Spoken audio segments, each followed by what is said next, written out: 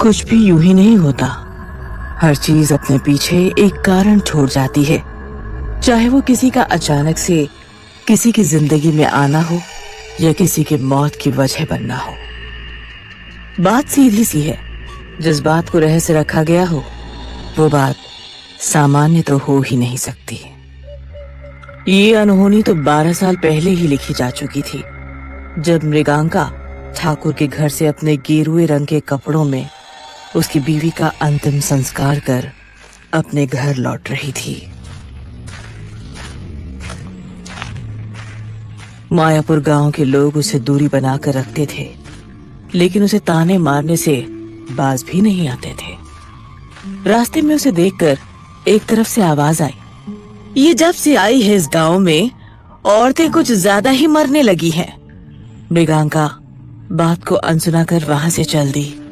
दूसरी गली में पहुंची ही थी कि किसी औरत ने घबरा कर कहा, अरे अरे, दुल्हन को अंदर ले जाओ, इसकी नजर न पड़ जाए। मृगांका बिना किसी को देखे नाक की सीध में चलती रही। उसका बेसब्री से इंतजार बस गली के कुत्तों को रहता था, जिन्हें वो शमशान का बचा हुआ खाना खिलाती थी। मृगांका की वो काली बड़ी आंखें जब उन्हें खाते हुए देखती तो और ज्यादा बड़ी और डरावनी दिखने लगती। उसका रंग रूप, चाल ढाल सामान्य औरतों से कहीं अलग था। उसका हल्का सांवला चेहरा, जिसमें काजल और एक काली बिंदी के सिवा कोई सिंगार न था, और चमकने लगता। गेरुआ रंग का कपड़ा उसके बदन को इस तरह से ढका हुआ था कि शरीर के किसी भी अंग को बाहर की आबो हवा ना लग जाए। जिस तरह से वो पैर की आहट को पहचानती थी, ऐसा लगता जैसे उसे पता हो कि अब आगे क्या होने वाला है। उस शाम ऐसा ही हुआ। अचानक से कुत्तों ने खाना छोड़ भौंकना शुरू किया और कूड़े के ढेर को अपने पंजे से बिखेरने लगे। जैसे जैसे कूड़ा बिखरता, मौसम एक खौफनाक सी करवट लेने लगता। तभी मृगांका को किसी बच्ची के रोने की आवाज आई। मृगांका भौचक्की रह गई। असमंजस में उसने इधर उधर देखा, कोई नहीं दिखा। उसने बच्ची को उठाया और कहा, कौन है तू? बच्ची के मुंह से कपड़ा हटाते ही कुत्तों ने रोना शुरू कर दिया और वहां से भाग गए। बच्चे के चेहरे पर और बदन पर कुछ घाव थे जो खुद भर रहे थे। मृगांका जादुई विद्या जानती थी, समझ गई कि ये बच्ची साधारण नहीं है। उसने आसमान की ओर देखा। कौवे बच्ची के ऊपर घेरा बनाकर घूम रहे थे। ऐसा लग रहा था जैसे अब कभी इस मायापुर गांव में खुशियां लौटकर वापस नहीं आएंगी। मृगांका ने लड़की को देखकर कहा, जो मूर्ख तुझे मरा सोचकर यहाँ छोड़ गया, उसे नहीं पता कि तुझे कोई साधारण इंसान छू तक नहीं सकता। मृगांका बच्ची को गोद में लिए घर की तरफ बढ़ने लगी। कुछ अजीब तो था उस बच्ची के चेहरे में, जिसने मृगांका जैसी बेखौफ दिखने वाली औरत को भी कुछ देर के लिए भयभीत कर दिया था। काले बादल छटने का नाम नहीं ले रहे थे। मायापुर के लोग मौसम से बचने के लिए घर के अंदर भाग रहे थे। मृगांका ने बच्ची को अपनी चुन्नी में ढका और तेजी से घर की तरफ बढ़ने लगी। मृगांका को किसी ने भी उस बच्ची को लाते हुए नहीं देखा था। घर के अंदर पहुंचते ही उसने सट से चिटकनी लगा दी। उसने लड़की के शरीर और मुंह से कपड़ा हटाया। लड़की के बाकी घाव भी भर चुके थे। मृगांका ने बच्ची को जमीन पर रखा और कहा, मुझे तुझे सबकी नजरों से बचा कर रखना होगा। ये कहते ही उसने पुराना काला ताबूत खाली किया और बच्ची को उसके अंदर छुपा कर रख दिया। मृगांका का घर छोटा सा था और गांव से थोड़ा दूरी पर था। उसे ये तो पता था कि ये बच्ची कोई खतरा नहीं है, लेकिन उसे आने वाला संकट भी दिख रहा था। पर वो खतरा इस बच्ची के लिए था या इस बच्ची से औरों को था, ये अभी एक पहेली ही थी। आज ठीक 12 साल बाद मृगांका ने उस बच्ची को, जिसका नाम उसने तृष्णा रखा था, ताबूत से आजाद किया। इतने सालों में तृष्णा ने उस ताबूत को ही अपना घर बना लिया था। आज मृगांका ने उसे पहनने को नया सिलाया हुआ कपड़ा दिया, जो रंग से काला ही था, लेकिन तृष्णा पर जच रहा था। मृगांका ने उसे ऊपर से नीचे तक देखा और थोड़ी गंभीर आवाज में कहा, तुझे मैं बाहर लेकर जा रही हूं, लेकिन मेरे साथ ही रहना। कोई पूछे कि कौन हो, कहना मृगांका मेरी मौसी है। बस, इससे ज्यादा एक भी शब्द नहीं। तृष्णा ने हाँ में सिर हिलाया और दोनों घर से बाहर निकल गए। बाहर निकलते ही तृष्णा को आंख में सूरज की रोशनी चुभने लगी। मृगांका ने उसे पहनने को चश्मा दिया। वो हर चीज को गौर से देखती, हर एक आने जाने वाले का पहनावा, शक्ल को देखती रहती।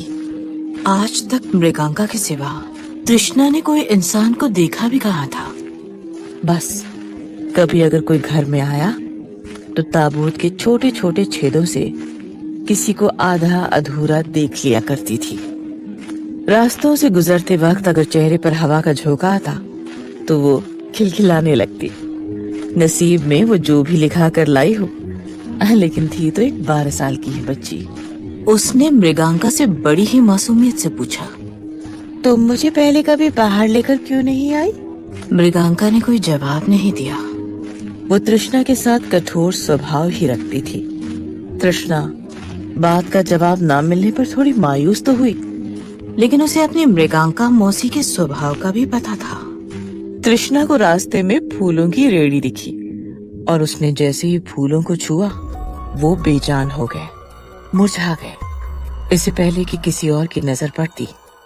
मृगांका तृष्णा को तुरंत ही वहां से लेकर चली गई। मौसम बदलने लगा था, हवा और तेज हो गई थी। मृगांका के गुस्से का और खौफ का पारा बढ़ चुका था। वो तृष्णा का हाथ पकड़ उसे घर की तरफ खींच कर ले जाने लगी। तृष्णा पूछने लगी, वो क्या हुआ? फूल क्यों मुरझा गए? लेकिन मृगांका के पास उसके सवालों का कोई जवाब न था। घर पहुंचते ही उसने तृष्णा को अंदर धक्का दिया और गुस्से में चिल्लाकर कहा, इसलिए नहीं लेकर गई तुझे कभी कहीं? तृष्णा कुछ कहती कि मृगांका ने गुस्से में कांपती आवाज के साथ कहा, मना किया था ना तुझे कुछ भी छूने से? तृष्णा सहमी हुई आवाज में बोली, लेकिन क्यों? वो एक शब्द नहीं, जा अंदर। तृष्णा की आंखें गीली हो गई और फिर चुपचाप वो अपने ताबूत के अंदर बैठ गई और उसे कसकर बंद कर दिया गया। शाम हो चली थी। मृगांका ने तृष्णा को आवाज दी और बाहर के कमरे में आने को कहा। तृष्णा सहमे हुए कदमों से आई और वहीं बिछी चटाई पर बैठ गई। मृगांका ने उसे शाम का नाश्ता दिया और कहा, अच्छे से खा ले, रात में मुझे कहीं जाना है, खाना नहीं बनेगा। तृष्णा ने नाश्ते की थाली हाथ में लेते हुए कहा, सॉरी मौसी, मुझे लगता है कि मैं ताबूत में ही ठीक हूँ। मृगांका ने चाय के गिलास से मुंह बाहर किया और कठोरता से कहा, वो तय करना मेरा काम है, तेरा नहीं। तृष्णा आगे कुछ कहती कि तभी किसी ने जोर से दरवाजा खटखटाया। मृगांका और तृष्णा ने एक दूसरे को देखा और फिर मृगांका ने धीरे से तृष्णा से कहा, तू अंदर जा। दरवाजे से फिर एक आदमी की भारी आवाज आई, अरे जल्दी खोलो। मृगांका ने गहरी सांस ली और दरवाजा खोला। देखा कि वहां 2 लोग खड़े थे। मृगांका ने पूछा, क्या हुआ? शाम में क्यों दरवाजा पीट रहे हो? उस आदमी ने रौबीली आवाज में कहा, अब तुझे न्योते में बुलाने तो कोई आएगा नहीं, ठाकुर की बेटी ने खुद को फांसी लगा ली है। मृगांका भौचक्की रह गई। वो सोचने लगी कि अचानक ये क्या हुआ और बोली, लेकिन क्यों, कैसे? कुछ 12 साल की ही रही होगी ना वो? आदमी ने फिर बेढंगे तरीके से कहा, हाँ शायद। अब जल्दी चलेगी या फिर तेरे लिए पालकी मंगवाऊं? लड़की की मौत का सुन तृष्णा भी बाहर के कमरे में आ गई। उन दो लोगों ने तृष्णा को देखकर मृगांका से पूछा, कौन है ये लड़की? मृगांका ने तृष्णा को देखा और कहा, अब मेरी बहन की बेटी है, कुछ दिनों पहले ही आई है। तुम बाहर जाओ, मैं आती हूँ। मृगांका अपनी गेरुए रंग की चुन्नी से सर ढक कर बाहर जाने को ही थी कि उसने तृष्णा को देखा और कहा, चल तू भी। तृष्णा एकदम से तैयार हो गई। उसके लिए तो ये अपनी मौसी के सामने खुद को साबित करने का दूसरा मौका था। रास्ते में चलते हुए मृगांका ने तृष्णा की बाह कस के पकड़ी और कहा, फिर बोल रही हूँ कि किसी भी चीज को हाथ मत लगाना, समझी? तृष्णा ने मासूमियत में सिर हिलाया। मृगांका और तृष्णा उन दोनों आदमियों के साथ ठाकुर की हवेली पहुंचे। घर में रोने का बुरा माहौल था और कुछ लोग लड़की को कोसते हुए कह रहे थे, कहा था बाहर पढ़ने मत भेजो, न जाने क्या सीख कर आई थी हॉस्टल से। कुछ ने कहा, अरे मरे हुए इंसान को कोस कर वो वापस तो आने वाला है नहीं। तभी मृगांका को ठाकुर की माँ ने कहा, अब तू जल्दी से इसका निपटारा कर दे ताकि घर की शुद्धि हो। मृगांका ने सफेद कपड़ा लड़की के मुंह से हटाया। लड़की का पूरा मुंह नीला पड़ा हुआ था। वो सोचने लगी, शायद जहर खाकर मरी हो। उसने लड़की के माथे पर चंदन का टीका लगाया और प्रथा अनुसार मृत लड़की के कान में कहा, तेरी आत्मा और तेरे शरीर का साथ इतना ही था, अब यहाँ से जा, वापस मत आना, सुना तूने? और फिर झट से उसका चेहरा ढक दिया। मृगांका ने मंत्र पढ़ना शुरू किया और कहा, सब लड़की की लाश से दूर खड़े रहो ताकि उसकी आत्मा को यहाँ से निकलने के लिए रास्ता मिले। सब शरीर से दूर खड़े हो गए। तृष्णा ये सब दूर से देख रही थी और सोच रही थी, क्या सच में इसकी आत्मा चली जाएगी? अगर वो जाना नहीं चाहती हो तो? पीछे से मृगांका के मंत्र उच्चारण की आवाज में गूंज रही थी। ओम त्र्यंबकम यजामहे सुगंधिम पुष्टिवर्धनम उर्वारुकमिव बंधनाम मृत्युर्मोक्षे मामृतात्। मृगांका ने ठाकुर को कहा, अब किसी पंडित को बुलाकर आप इसका अंतिम संस्कार कीजिए। मैं किसी अल्पायु लड़की का अंतिम संस्कार नहीं कर सकती। ये सुनकर सब हैरानी से मृगांका को देखने लगे। ठाकुर का भाई तेज सिंह गुस्से में बोला, क्यों? तू ही करती आई है गांव में औरतों का अंतिम संस्कार। औरतों का किया है, किसी अल्पायु लड़की का नहीं। मेरी जादुई विद्या मुझे इसकी स्वीकृति नहीं देती। दूसरी तरफ से गांव वाले कहने लगे, लेकिन अभी पंडित कहाँ से लाएंगे? और आत्महत्या वाली बात है, बाहर बात गई तो ठाकुर साहब की कितनी बदनामी होगी। मृगांका किसी से बहस नहीं करना चाहती थी।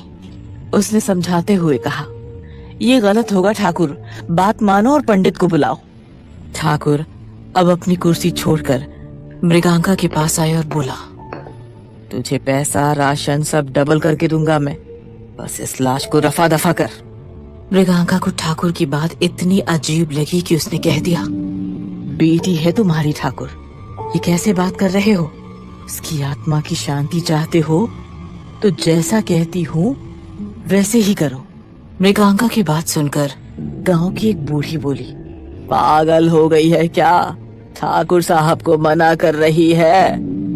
इतने साल से उनके टुकड़ों पे ही पल रही है तू, वरना कब का तुझे गांव से धक्का मारकर निकाल दिया गया होता।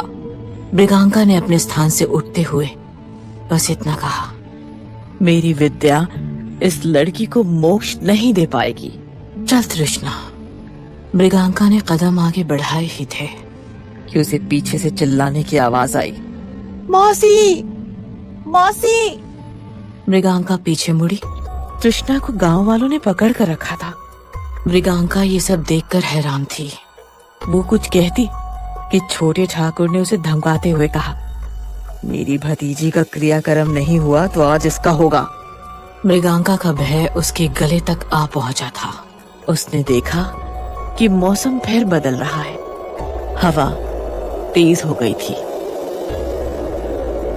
मृगांका ने खुद को संभाला और कोई अनहोनी हो उससे पहले उसने गांव वालों से विनम्रता से कहा, बच्ची ने क्या बिगाड़ा है, इसको छोड़ दो। जिस काम को करने की तुम जिद कर रहे हो वो मेरे हाथ में है ही नहीं। लेकिन लोग जिद में अंधे थे। मृगांका ने जब तृष्णा को छुड़ाने की कोशिश की तो ठाकुर ने बंदूक की नोक पर उसे मरी हुई लड़की के शव के पास बिठा दिया और बौखला कर कहा, शुरू कर। मृगांका मंत्र पढ़ना शुरू करती, लेकिन फिर बीच में ही भूल जाती। साफ जाहिर था कि वो चाहकर भी कुछ नहीं कर सकती। तभी हवा के एक तेज झोंके से लड़की की लाश पर पड़ा कपड़ा दूर उड़कर चला गया। मृगांका का डर अब उसकी आंखों में साफ दिख रहा था। ठाकुर का बेटा नमन, जो कुछ 20 साल का था और दिल्ली में पढ़ रहा था, ठाकुर को बोला, डैड छोड़ दीजिए लड़की को, बच्ची है वो, पंडित को बुलवा लेते हैं। आप तो रीति रिवाज मानते हैं तो क्यों जिद कर रहे हैं। लेकिन ठाकुर ने उसकी एक नहीं सुनी। वो तो बस चाहता था कि बात यहीं गांव में दब कर रह जाए। लेकिन क्यों? बेटी तो उसकी ही थी। कहीं बेटी की मौत के पीछे भी कोई राज तो नहीं।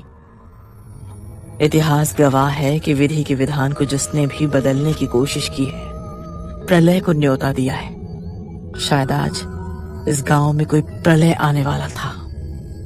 तृष्णा की नजर अब बस उस मरी हुई लड़की पर थी। उसका डर जैसे खत्म हो गया था। उसमें अचानक से न जाने कौन सी शक्ति आ गई कि पहलवान जैसे दिखने वाले आदमी को धक्का देकर एक टक उस लड़की को देखने लगी और उसकी ओर बढ़ने लगी।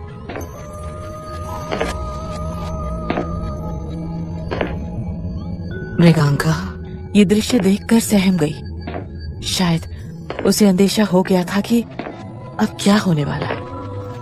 वो झट से उठी और तृष्णा को सावधान करते हुए बोली, तृष्णा होश में आ, तृष्णा। लेकिन तृष्णा को तो कुछ भी सुनाई देना बंद हो गया था। मृगांका ने पूरे जोर से चिल्लाकर फिर से कहा, तृष्णा, तृष्णा लड़की के पास मत जाना।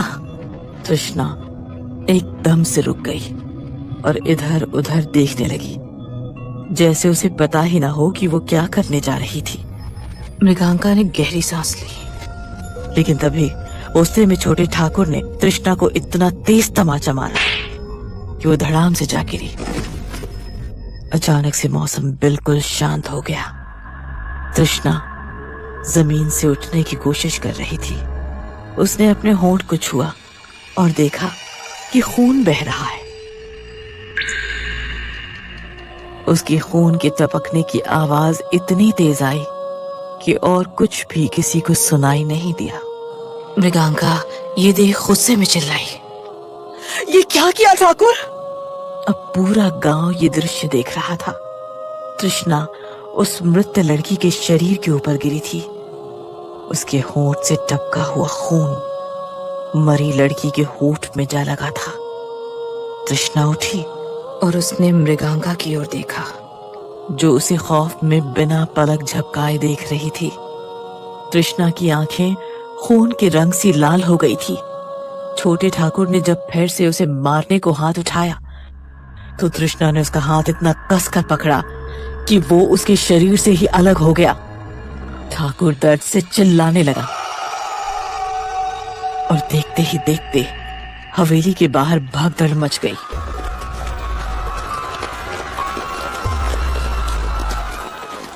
मृगांका, ये लड़की, इस लड़की ने कैसे तेज के हाथ तोड़ दिए? कौन है ये? मेरे भाई को मार दिया इसने मृगांका। दूसरी तरफ से एक औरत ने कहा, ठाकुर की बेटी को मुक्ति नहीं मिली, ये सब मृगांका की वजह से हुआ है। उसे लड़की का अंतिम संस्कार कर देना चाहिए था। गांव वाले तृष्णा पर पत्थर फेंकने लगे। लोगों को लगा कि मरी हुई लड़की की आत्मा उसमें आ गई है। मृगांका ने डरी हुई आवाज में चिल्लाकर कहा, आप सब यहाँ से जाओ, अभी के अभी, उसको मत मारो, जाओ यहाँ से, उसको मत मारो। तृष्णा, जिसको ये सब कुछ समझ नहीं आ रहा था, किसी भी तरफ जाती और कहर मच जाता। लोग उससे डरकर भागने लगे। मृगांका तृष्णा को लोगों से बचाने उसकी तरफ भागने लगी और बार बार चिल्ला रही थी, तृष्णा, तृष्णा, किसी भी चीज को हाथ मत लगाना, बेटी शांत हो जा, मैं हूँ यहाँ, चल घर चलते हैं। लेकिन तृष्णा कहाँ शांत होने वाली थी। मृगांका जानती थी कि तृष्णा को शांत करने के लिए उसकी विद्या अकेली कुछ नहीं कर सकती। उसे वापस ताबूत में बंद करना होगा, लेकिन ये सब होगा कैसे? गांव वाले मृगांका से उम्मीद लगाए हुए हैं। आज से 12 साल पहले भी जिस दिन ठाकुर की बीवी मरी थी, यही मंजर था। ऐसी ही दहशत उस दिन भी फैली थी। उस दिन भी गांव में आई बारात में सब लोग मारे गए थे। मृगांका की आंखों के सामने मौत खेल खेल रही थी। दूसरी तरफ मरी हुई लड़की का शरीर सड़ने लगा, उसमें से कीड़े निकलने लगे। गांव वाले भाग रहे थे। हवा की आवाज की सांस सांस से लोगों के कानों से खून निकलने लगा। कुछ लोग उस आवाज को बर्दाश्त नहीं कर पाए और जान से हाथ धो बैठे। ठाकुर के बेटे नमन ने तृष्णा के सामने जाने की कोशिश की, लेकिन उसे देख वो इतना तेज चिल्लाई कि ठाकुर भय के कारण अपनी माँ और नमन को वहां से लेकर जीप में भाग गया। तृष्णा ने अपनी भयावह डरी हुई आवाज में कहा, मौसी, ये क्या हो रहा है? मेरे अंदर बहुत लोग हैं मौसी, मुझे तकलीफ हो रही है, मुझे बचा लो मौसी, मुझे बचा लो मौसी। तृष्णा का रोना भी रोंगटे खड़े करने वाला था। उसकी डरावनी आवाज सुन मृगांका की जान हलक तक आ गई थी। वो कांप रही थी, लेकिन ये भी सब उसे ही रोकना होगा। 12 साल जिस लड़की को घर में छुपा कर रखा, उसका राज ही रहने देना होगा। पत्थर की चोट से तृष्णा के भरते घाव देखकर लोगों में डर की लहर बहने लगी। कोई उसे डायन कहता तो कोई चुड़ैल, कोई भूत। असल में तृष्णा क्या थी, ये बस मृगांका ही बता सकती थी। मृगांका ने आवाज को कड़ा करते हुए कहा, मुझे तुझे शांत करना ही होगा, यहाँ से घर वापस लेकर जाना ही होगा, ताबूत में फिर से बंद करना होगा। यहाँ से उसे लेकर जाने का मृगांका के पास बस एक ही तरीका था। तृष्णा के गुस्से में खुले हुए बालों को एक गूंथ में बांध पाए ताकि वो शांत हो। लेकिन तृष्णा तक पहुंचेगी कैसे? तृष्णा तो लोगों की लाशों के बीचों बीच खड़ी थी, बेखौफ, बेबाक। क्या होगा आगे? क्या मृगांका तृष्णा को शांत कर पाएगी? तृष्णा के सच को कब तक लोगों से छुपा कर रख पाएगी? जानने के लिए जुड़े रहिए काल भैरवी की इस रहस्यमयी कहानी के अगले भाग से। खौफ में तृष्णा की तरफ देखे जा रही थी। वो धीरे धीरे डरे हुए लोगों को वहां से हटाने की कोशिश कर रही थी। तृष्णा को कुछ समझ में नहीं आ रहा था कि उसके साथ क्या हो रहा है, क्या चल रहा है। वो चिल्लाती हुई मृगांका के पास आने की कोशिश कर रही थी। मौसी, मौसी, मैंने किसी को नहीं छुआ। मौसी, मुझे ले चलो। मौसी, मुझे ले चलो, मैंने किसी को कुछ नहीं किया। लेकिन तृष्णा का उसकी तरफ चलकर आना भी मृगांका के लिए खतरे से कम न था। तृष्णा की आवाजें बदलती जा रही थी। एक आवाज मृगांका से मदद की गुहार मांगती और बाकी आवाजें उसको मौत की धमकी देती। अगर पास भी आए ना तो ये नहीं बचेगी, ये नहीं बचेगी। मृगांका भय में थी, लेकिन अभी उसके लिए ज्यादा जरूरी बचे हुए लोगों को वहां से निकालना था। आसमान में बिजली की गड़गड़ाहट और तेज हवा से हवेली की हिलती खिड़कियां लाशों को भी भयभीत कर देने वाली थी। लोग चिल्ला रहे थे, मृगांका से मदद की गुहार कर रहे थे। मृगांका, हमें बचा ले, मृगांका, इसे शांत कर। तृष्णा ने एक नजर एक गांव वाले को देखा और उसकी आंख सुलगी हुई आग की तरह लाल हो गई। मुझे शांत कराएगा? भूल गया कैसे मुझे नींद से उठा कर मारा करता था तू? ये सुनकर वो आदमी खौफ में वहां से भाग ही रहा था कि तृष्णा के गुस्से के प्रकोप ने उसे झांसे में ले लिया और मार डाला। फिर तृष्णा के अंदर से एक डरी हुई आवाज आई, मुझे बचा लो मौसी, मुझे दर्द हो रहा है। मृगांका ने चारों तरफ देखा और फिर अपनी गेरुए घाघरे की जेब से एक पोटली निकाली। पोटली को देखते ही तृष्णा, जो अभी तक समझ रही थी कि सब कुछ खत्म कर कर ही यहाँ से जाएगी, अचानक से डर गई और गुस्से में मृगांका की तरफ बढ़ने लगी। मुझे काबू में करेगी तू? इतनी जुर्रत तेरी, देखा। और ऐसा कहते ही उसके अंदर की सताई हुई आत्मा ने तृष्णा को हवा में उछालना शुरू किया। तृष्णा के अंदर की एक आवाज मृगांका से उसे बचाने की गुहार लगाती, लेकिन दूसरी आवाज तृष्णा को खत्म कर देने की धमकी देती। मृगांका ने गुस्से से तृष्णा की ओर देखा और बुलंद आवाज में कहा, तू जो भी है मुझे डरा नहीं सकती, ना मेरी बच्ची का बाल भी बांका कर सकती है। और ऐसा कहते ही मृगांका ने हवा के सहारे लटकी हुई तृष्णा के इर्द गिर्द राख की रेखा बनाई। तृष्णा के अंदर की आवाजें उस पर और हावी हो गई, लेकिन वो उसे कुछ करती उससे पहले मृगांका ने मुट्ठी भर राख लेकर तृष्णा के ऊपर फेंक मारी। तृष्णा जोर से चिल्लाई, कभी अपनी आवाज में, कभी अंदर से आ रही 4-5 आवाजों में जो उसे काबू करने की कोशिश कर रही थी। कुछ गांव के लोग भागते हुए ये दृश्य देखकर अचानक से रुक गए। तृष्णा ने गुस्से में उन्हें देखा और बिखरी हुई लाशों को अपनी जादुई विद्या से गलाना शुरू किया, लेकिन उससे पहले कि पूरा गांव सड़ी हुई लाशों की बांस से बेहोश हो, मृगांका ने मदन की ओर देखा, जो मसान में काम करता था, और उसे हर लाश को आग लगा देने को कहा। मदन, जो ये सब देखकर खौफ और असमंजस में था, कुछ देर के लिए एकदम सुनने पड़ गया, लेकिन मृगांका के पास अभी उसको कुछ समझाने का वक्त न था।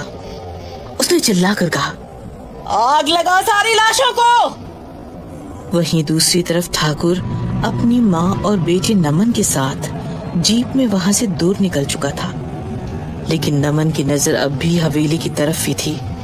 नमन की आंखों के सामने जो भी घटित हुआ वो उस पर यकीन नहीं कर पा रहा था।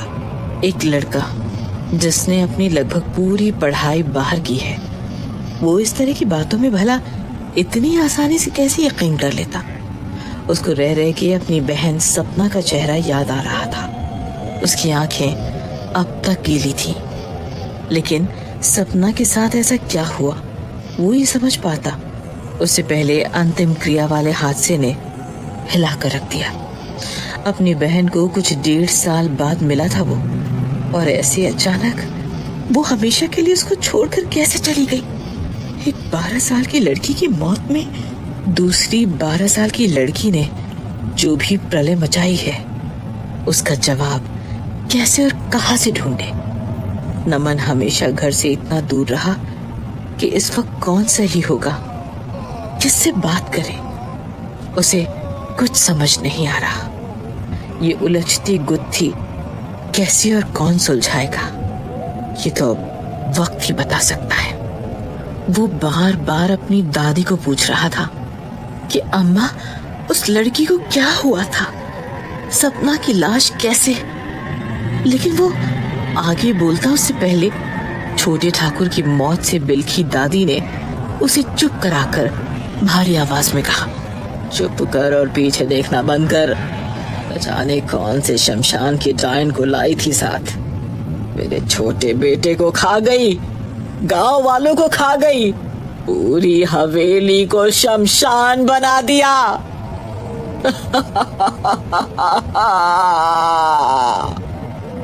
और फिर बड़े ठाकुर को देखकर कड़ी आवाज में बोली, मायापुर के बाहर जोधरगढ़ में जो अपनी हवेली है, अब हम वहीं रहेंगे जब तक इस मृगांका और उसकी इस नाजायज लड़की को तू ठिकाने नहीं लगाता।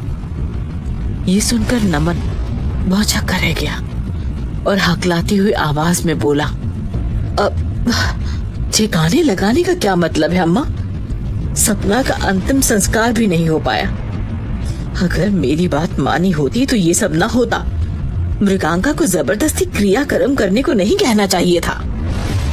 लेकिन नमन की बात का जवाब ना ही ठाकुर ने दिया, ना ही अम्मा ने। नमन के मन में बहुत से सवाल थे। उसे कभी किसी ने नहीं बताया था कि उसकी माँ कैसे मरी। कैसे यकीन करे नमन कि उसकी बहन सपना, जो 1 घंटे पहले ही उसके साथ हंस खेल रही थी, उसने अचानक खुद को फांसी लगा दी। और 12 साल की तृष्णा को सपना की लाश को छूते ही ऐसा क्या हुआ कि गांव में दहशत फैल गई और लोग मरने लगे। नमन कुछ दिन रुकना चाहता था, लेकिन अम्मा और ठाकुर ने उसे वापस दिल्ली भेजने का तय कर लिया था। ठाकुर ने अपने ड्राइवर दीवान सिंह को कहा, आज रात ही इसे हॉस्टल छोड़कर आओ, तुम सामान बाद में भिजवा देंगे। मगर अम्मा, अब छोटे का अंतिम संस्कार कैसे होगा? नहीं होगा, कुछ नहीं हो सकता। अब वो बस एक लाश है जिसका भस्म हो जाना ही बेहतर है। अम्मा ने ऐसा क्यों कहा किसी को नहीं पता था और ना ही कोई पूछने की स्थिति में था। कुछ तो था जो सिर्फ अम्मा जानती थी। यह मदन सारी लाशों में आग लगा रहा था और जब छोटे ठाकुर की लाश के पास पहुंचा तो उसने मृगांका को पूछा कि इसका क्या करना है। जला दे, उसका हाथ भी नहीं बचना चाहिए, सब भस्म होना चाहिए। मदन ने मृगांका की बात सुनकर लाश को तो आग लगा दी थी, लेकिन ठाकुर का हाथ उसे कहीं भी आसपास नहीं दिखा। वो मृगांका को बताना चाहता था, लेकिन नहीं बता पाया। मृगांका, जो तृष्णा को काबू करने में संलग्न थी, मदन को तेज आवाज देकर बुलाकर बोली, तृष्णा को पकड़ और कुछ भी हो जाए इसे इस घेरे से बाहर जाने मत देना। मृगांका ने मंत्र पढ़ना शुरू किया। जैसे जैसे मृगांका की आवाज ऊंची होती जाती, तृष्णा और बेकाबू होती जाती। बस हवेली के मैदान में मदन, मृगांका, तृष्णा और तृष्णा के अंदर शोरगुल मचाती वो आत्माएं थी जो उसके शरीर में कैसे और कहां से आ गई, अभी बता पाना मुश्किल था। मृगांका अब मंत्र बोलते बोलते तृष्णा तक पहुंच रही थी, लेकिन तृष्णा उसको देख ऐसे हंस रही थी जैसे उसका मजाक उड़ा रही हो। उसको कह रही हो कि वो कुछ भी कर ले, उसको काबू में नहीं कर सकती। मृगांका ने अभिमंत्रित रस्सी का एक कोना खुद पकड़ा और एक कोना मदन को दिया, लेकिन तृष्णा ने मदन को धक्का मारकर इतनी दूर फेंका कि वो दर्द में कराहने लगा।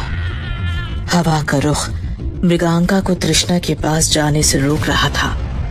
उसके पैर राख के घेरे के पास बढ़ ही नहीं रहे थे, जैसे उसे कोई शक्ति रोक रही हो। मृगांका को समझ नहीं आ रहा था कि ये क्यों हो रहा है। उसकी शक्तियां क्यों उसका साथ नहीं दे रही हैं। तृष्णा की आंखों का रंग पीले से लाल होता, लाल से एकदम सफेद। उसको देखकर आसमान में उड़ती चील भी खौफ में भाग रही थी। मृगांका तृष्णा के बहुत पास पहुंच चुकी थी। अब बस उसे उसके हवा में उड़ते बाल, जो डरावने जाल की तरह लग रहे थे, उन्हें अभिमंत्रित धागे से बांधना था। तृष्णा अचानक से कुछ बड़बड़ाने लगी और उसकी आवाज इतनी कर्कश हो गई कि मृगांका और मदन के कानों के पर्दों को चीरने लगी। तृष्णा के अंदर की आत्माएं मृगांका के ध्यान को भंग करना चाहती थी, लेकिन उसको भी पता था कि उसने अगर ध्यान भंग किया तो उसकी अभी तक की सारी मेहनत खाक हो जाएगी और एक बार सारी आत्माएं तृष्णा पर हावी हो गई तो वो हमेशा के लिए उसे खो देगी। मृगांका ने तृष्णा की आंखों में देखा। कूड़ी की तरह अभिमंत्रित रस्सी को हाथ से कसकर पकड़ा और राख की रेखा के अंदर पैर रखते ही तृष्णा को उस रस्सी से इतना तेज मारा कि उसके गले में वो रस्सी फंदे की तरह फंस गई। 12 साल की तृष्णा कराहने लगी।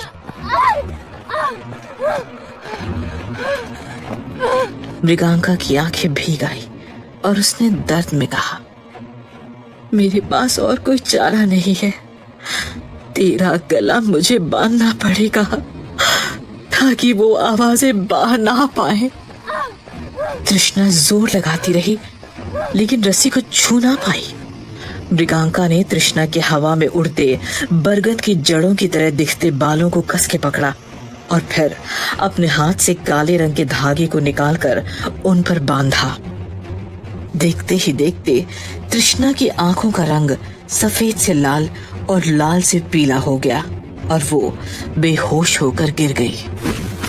अब उन 10-15 लाशों के बीच मृगांका बेहोश तृष्णा को गोद में लिए हुए तबाही को नजरें घुमाकर देख रही थी। उसको पता था तृष्णा को यहाँ लाकर उसने गलती की है, लेकिन उसे भी ये नहीं पता था कि तृष्णा का खून इतना कहर ढा देगा। मृगांका ने तृष्णा को जमीन पर एक कोने में रखा और 12 साल की सपना की सड़ी हुई लाश के पास गई।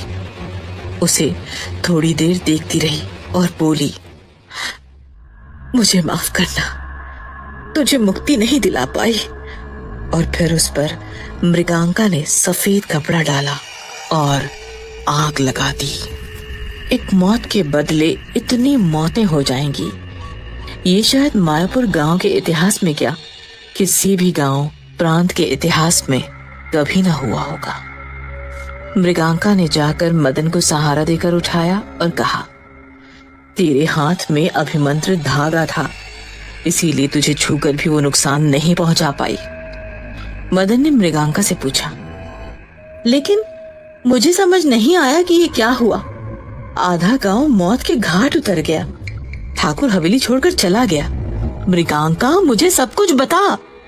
मृगांका ने बस उसे ये कहा कि कुछ भी बताने से पहले वो इस बात की तह तक जाना चाहती है, लेकिन तब तक उसे ये बात अपने सीने में कैद कर कर ही रखनी होगी।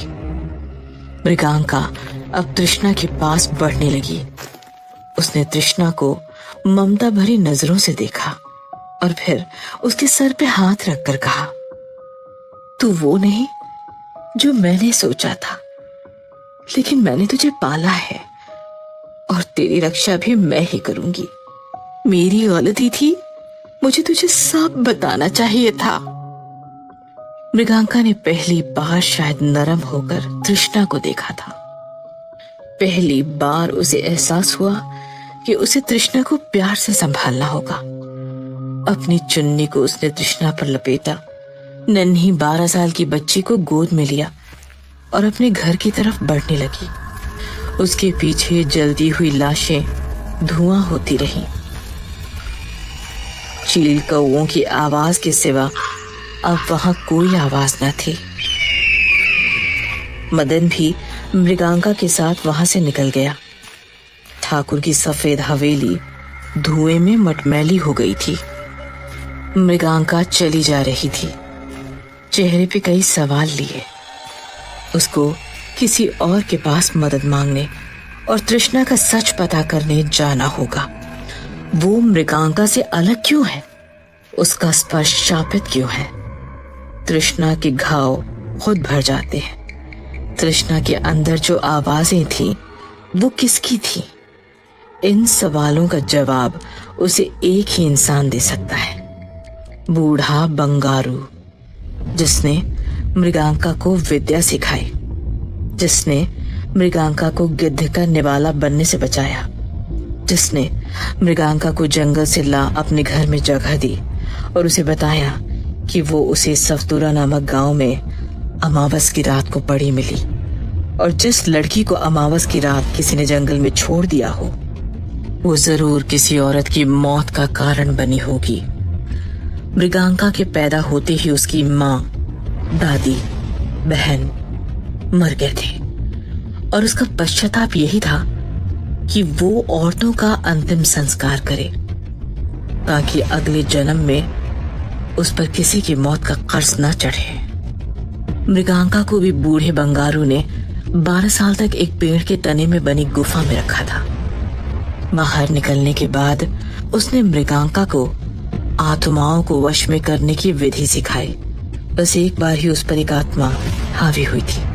उसके स्पर्श से फूल जरूर मुरझाया, लेकिन कभी किसी की जान नहीं गई थी। तृष्णा को गोद में लिए घर जाते हुए वो ये सब सोच रही थी, और उसको और तृष्णा को देख रास्ते में लोग अपने घर की खिड़कियां और दरवाजे बंद कर ऐसे अंदर जा रहे थे जैसे मृगांका जिस गली से जाएगी मौत साथ में लेकर आएगी। मदन भी शमशान के पास अपनी कुटिया में वापस चला गया था और मृगांका ने उसे शुक्रिया देते हुए कहा, तू आखिर तक मेरे साथ रहा। तू ना होता तो मैं ये सब अकेले नहीं कर पाती। तू क्रियाकर्म की विधि करती है और मैं शव को उसके गंतव्य पर भेजता हूँ, इसीलिए तुझे मुझे शुक्रिया देने की कोई जरूरत नहीं। तू इस लड़की का ध्यान रख, अब गांव वाले तुझे चैन से रहने नहीं देंगे। थोड़ा संभाल के मृगांका। मृगांका उसे मन से मुस्कान दे वहां से निकल गई। वो अपने घर की गली में पहुंची। कुत्ते उसका खाने के लिए इंतजार कर रहे थे, लेकिन आज उसके पास कुछ न था और वो तृष्णा को लेकर सीधी घर के अंदर घुस गई। कुत्ते उसके दरवाजे के पास भौंकते रहे और कुछ देर बाद वहां से चले गए। मृगांका ने तृष्णा को अंदर कमरे में बिस्तर पर रखा, उसके आसपास नींबू मिर्ची का दायरा बनाया और उसके बिस्तर के नीचे एक छोटा सा दिया जलाकर बाहर के कमरे में आ गई। वो फिर गौसल खाने में गई, भरी हुई बाल्टी उठाई और सीधा अपने सिर पर पूरा पानी उड़ेल कर लंबी सांस ली। वो खुद से घबराई हुई आवाज में बोली, कहाँ है तू बूढ़ा बंगारू? मुझे तेरी मदद चाहिए। और ये कहते ही उसने अपने हाथ में गड़े हुए चकोर आकार के अंदर बनी आंख को इतनी तेज दबाया कि उससे खून आने लगा। ऐसा लगा उसके हाथ में गुदे चिन्ह की कंपन दूर जंगल तक पहुंची और वहां के हर पेड़ को पेड़ों में लिपटे सांपों को हिलाकर रख दिया।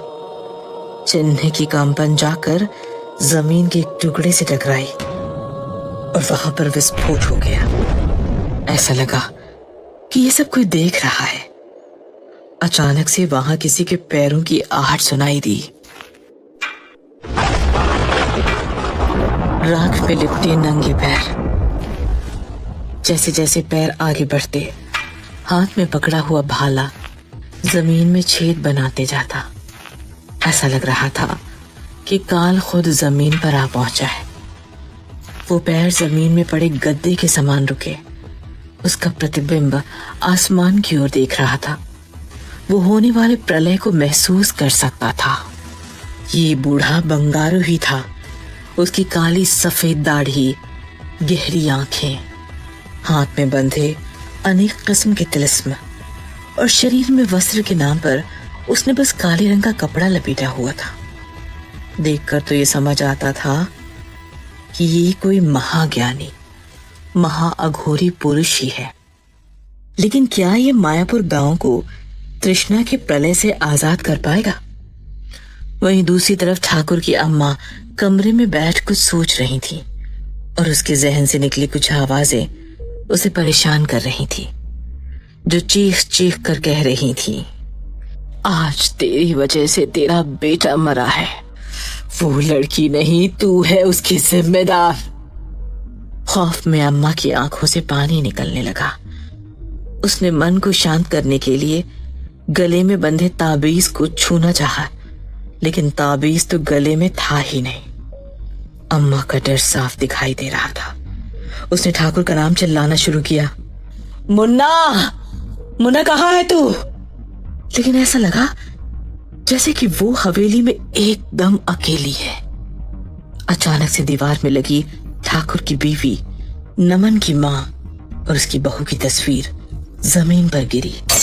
ऐसा लगा जैसे वो तस्वीर बस अम्मा को ही देख रही है। वो फिर मुन्ना मुन्ना चिल्लाने लगी। उसका गला सूख रहा था, उसके हाथ पैर कांप रहे थे। वो पानी के जग की तरफ बढ़ना चाहती थी, लेकिन ऐसा लगा जैसे कोई जादुई शक्ति उसे रोक रही है।